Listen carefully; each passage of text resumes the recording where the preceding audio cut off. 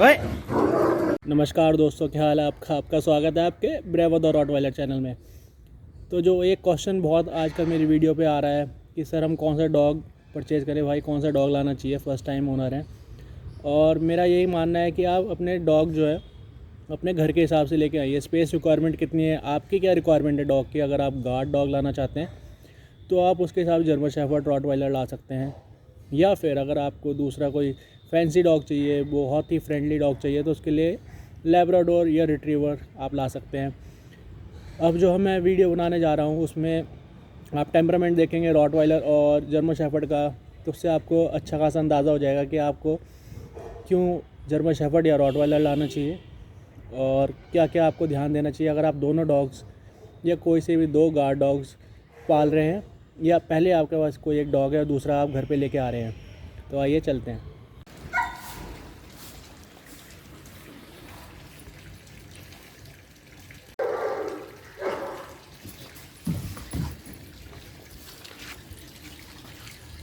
अगर आप पालना चाहते हैं रॉटवाइलर तो इसके अलग ट्रेड्स हैं, जर्मन के अलग ट्रेड्स हैं। फ़र्स्ट टाइम ओनर के लिए भी डिपेंड करता है कि आप डॉग कौन सा पालना चाहेंगे।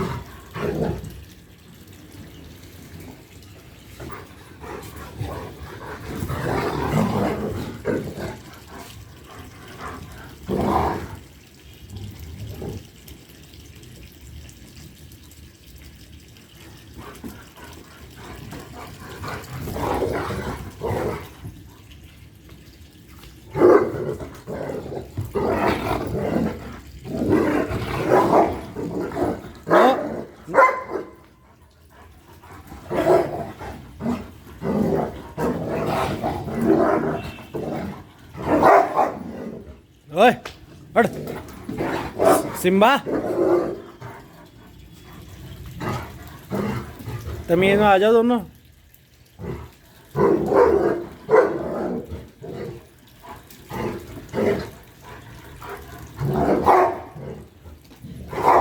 ओए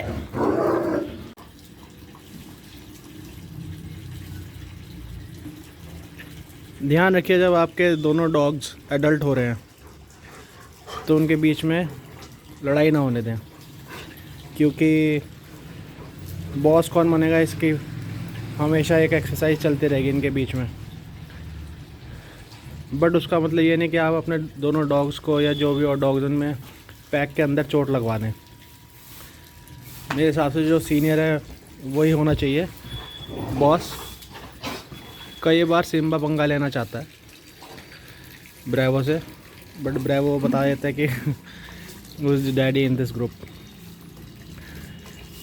तो मेरे हिसाब से आप देखिए, अगर आपको लैब्रा पालना है आप लैब्रा पाल सकते हैं। लैब्रा का एटीट्यूड टोटली डिफरेंट होगा। फर्स्ट टाइम ओनर के लिए लैब्रा इज़ गुड।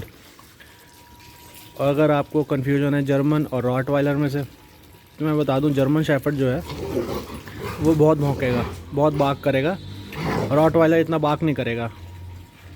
ओए हटो। लेकिन दोनों के लिए आपको एक कॉन्फिडेंट ओनर बनना पड़ेगा, और रॉटवाइलर अच्छी ब्रीड का तो ही ज़्यादा अच्छा रहेगा। देखिए उसे कोई फ़र्क ही नहीं पड़ रहा है ब्रेवो को। पूंछ ऊपर है तो इसका मतलब वो भी गुस्से में आएगा, बट हमें ये कंट्रोल करना पड़ेगा। फर्स्ट टाइम ओनर के लिए बॉक्सर भी पाल सकते हैं। जैसा रॉटवाइलर है वैसे डॉबरमैन होता है, वो थोड़ा हाइट में इससे ज़्यादा हो पाएगा और एनर्जी उसके अंदर भी भरपूर रहती है। तो बॉक्सर भी पाल सकते हैं, लैब्रा भी पाल सकते हैं। अगर आप टाइम दे सकते हैं तो आप ही ये एनर्जेटिक डॉग पालिए। एल्स लैब्रा को भी आपको थोड़ा बहुत तो घुमाना पड़ेगा ही सुबह शाम। इनकी एक्सरसाइज थोड़ी ज़्यादा होती है जितने गार्ड डॉग होते हैं। एल्स इनको एग्रेशन में प्रॉब्लम आने लगती है।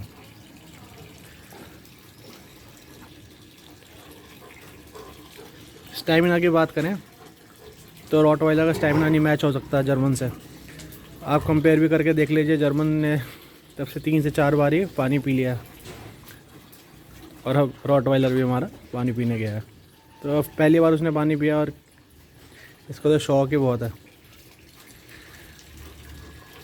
कोट का फ़र्क आ जाता है। अगर आप डॉग मेंटेन कर सकते हैं जिसके बाल की जो शेडिंग होती है और आप रेगुलर कॉम करवा रहे हैं ताकि शेडिंग कम हो या घर में आपको बाल कम दिखें सीधी भाषा में, तो आप जर्मन पाल सकते हैं। अगर आपको कोट की कोई दिक्कत है कि आपको पसंद नहीं है ज़्यादा बाल, तो आप रॉटवाइलर पालिए। कोट डिफरेंस भी आ जाता है।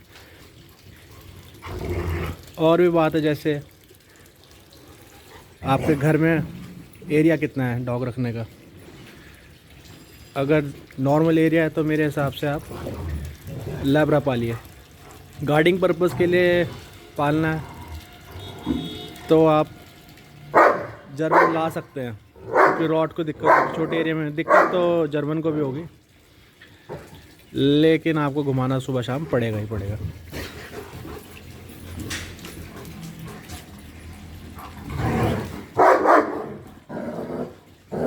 एक जवान हो रहा है सिम्बा भी।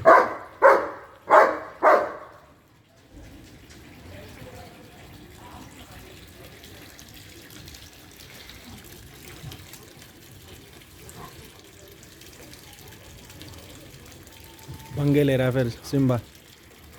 पंगे मत ले बेटे।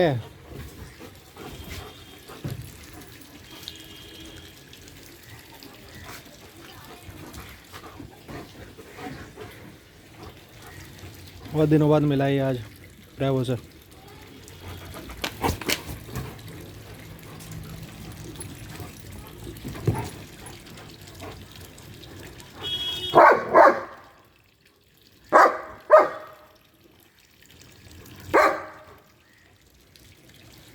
चलो इधर।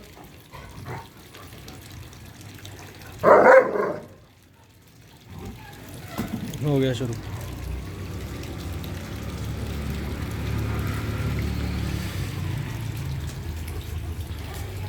एक बहुत अच्छी डाइट देना मैटर करता है अपने जो डॉग पाला है उसको।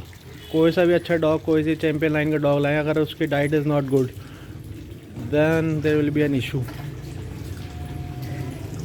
आपके डॉग अच्छे नहीं जाएंगे, आपको डॉग अच्छा नहीं मिलेगा बड़ा होते हुए। बेस अगर अच्छा नहीं है बॉस, तो आपका डॉग सुंदर नहीं दिखेगा। इसलिए जितना हो सके अपनी पॉकेट के अकॉर्डिंग उसको खाना दीजिए।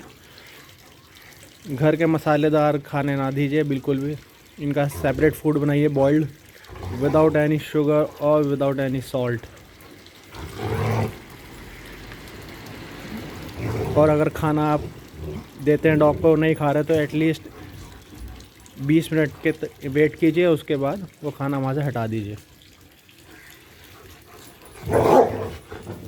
ओए नो लगेंगे रैपट।